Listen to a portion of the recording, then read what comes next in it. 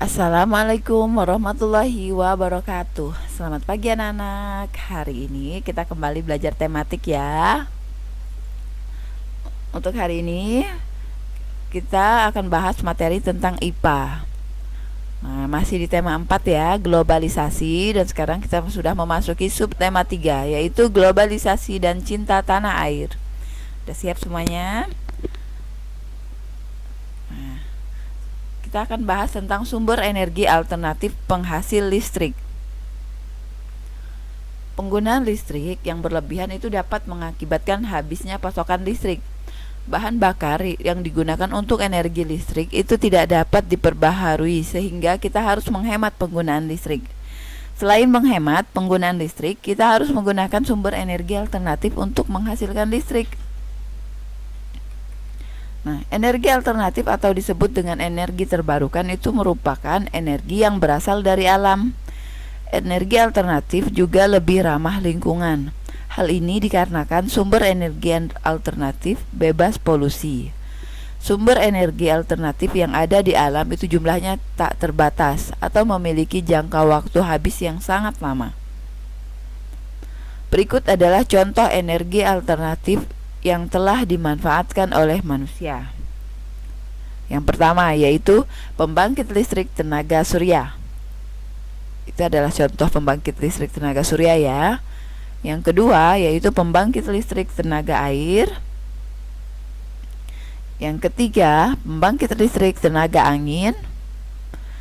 Yang keempat, pembangkit listrik tenaga ombak laut.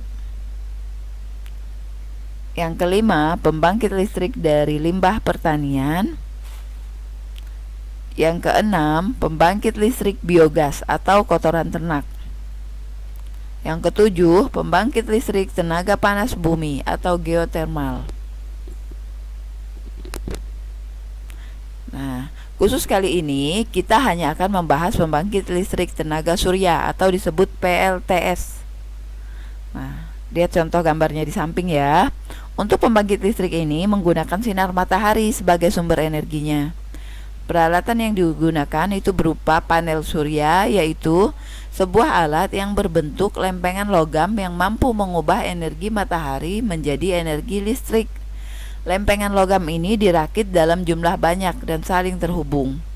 Nah, semakin banyak logam rakitannya, semakin banyak pula listrik yang dihasilkan. Bagaimana cara kerja panel surya? Lihat gambarnya di samping. Pertama-tama, itu panel surya itu akan mengumpulkan panas dari sinar matahari. Nah, panel surya itu mengubah sinar matahari menjadi arus listrik langsung atau disebut juga DC. Nah, arus listrik DC ini dialirkan ke inverter yang mengubahnya menjadi arus listrik bolak-balik atau AC. Nah, arus listrik AC kemudian mengalirkan listrik ke seluruh bangunan atau disimpan dalam sebuah baterai yang bisa digunakan nanti malam atau di malam hari. Nah, sekarang siapa saja yang menggunakan PLTS ini?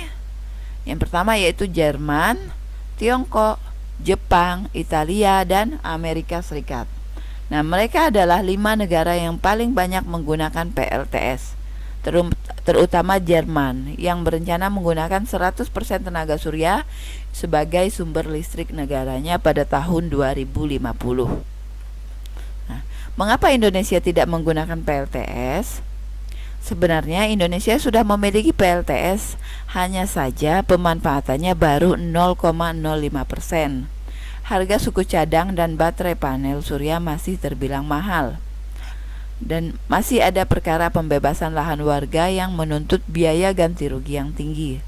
Nah, dan tidak semua tempat di Indonesia itu disinari matahari sepanjang tahun. Ada daerah yang curah hujannya cukup tinggi. Nah, sudah selesai ya semuanya. Kita sudah bahas tentang pembangkit listrik tenaga surya. Sekarang kerjakan latihan berikut halaman 64. Yang pertama, apa yang kamu ketahui tentang energi alternatif? Sebutkan contohnya.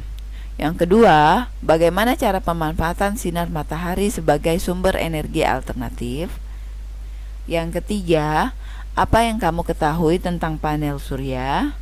Yang keempat, perubahan energi apakah yang terjadi antara panel surya hingga dapat disimpan dalam baterai? Yang kelima, bagaimana cara kerja panel surya dalam menampung energi panas matahari? Jelaskan pakai gambar sederhana. Selamat mengerjakan. Terima kasih.